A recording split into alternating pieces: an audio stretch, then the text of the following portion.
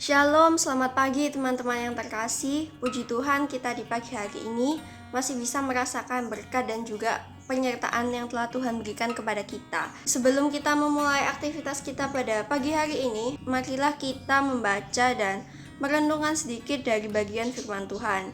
Untuk itu, marilah kita bersatu di dalam doa.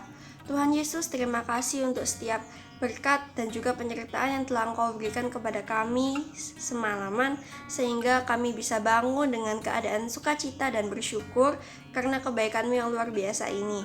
Sebentar lagi kami akan membaca dan merenungkan firman-Mu. Buka hati dan pikiran kami supaya kami bisa mengerti setiap makna dari firman-Mu ini ya Bapa.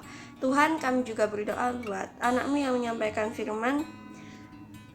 Berkati supaya bisa memberikan renungan hari ini dengan baik dan benar sesuai dengan apa yang Engkau mau. Terima kasih Tuhan, inilah doa dan permohonan kami. Kami sudah berdoa dan mengucap syukur. Haleluya, amin.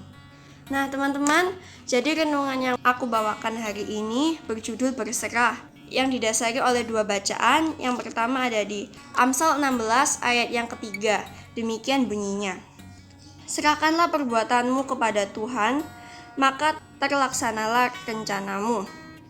Nah teman-teman, dari bacaan kita ini pastinya manusia ini kan boleh untuk merencanakan apa yang akan mereka lakukan di dalam kehidupan. Tapi tentu Tuhan yang akan memberikan keputusan atas segala rencana itu. Inilah yang ada dalam bacaan kita.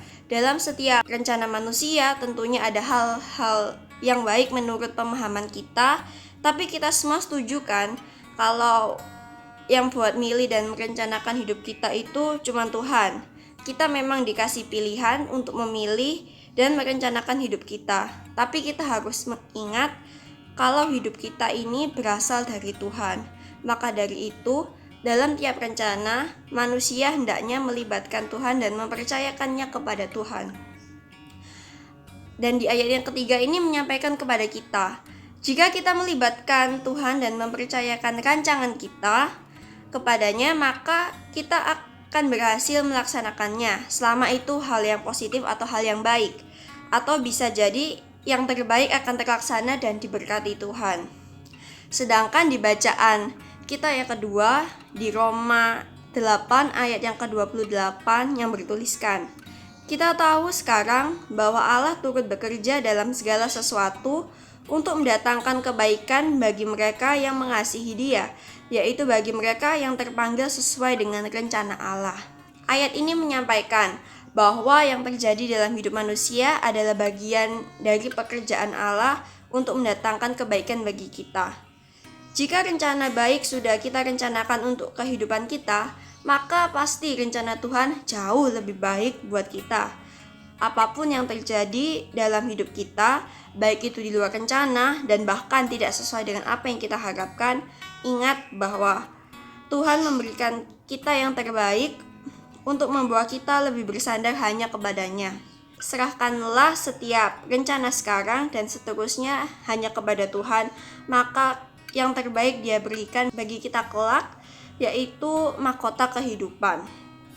Jadi dari renungan hari ini kita bisa mengerti bahwa yang terbaik akan didatangkan oleh Tuhan sendiri apabila kita mau berserah sepenuhnya hanya kepada Dia. Jadi sekian dari renungan kita pagi hari ini. Biarlah renungan hari ini bisa menjadi penguat iman kita dan juga bisa membawa kita supaya kita bisa lebih mau berserah kepada Tuhan.